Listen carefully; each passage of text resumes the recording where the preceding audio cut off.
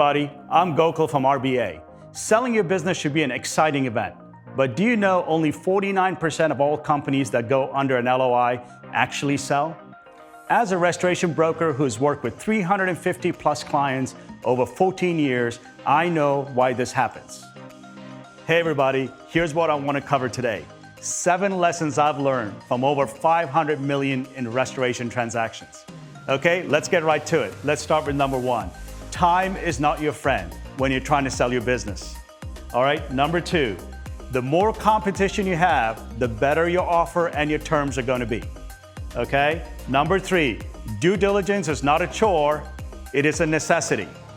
All right, number 4, some parts of the negotiation are more important than others. Number 5, the LOI is the most important stage for a seller. All right, number 6, strategic buyers will give you better offers than financial buyers. And last, number 7, understand leverage. Understand the process and when you as a seller has the most leverage in a transaction. Hey everybody, in this video, we're gonna cover the first point on the 7 lessons I've learned from 500 million in transactions, which is time is not your friend. Hey everybody, today I wanna talk about time and how important it is in getting a deal done.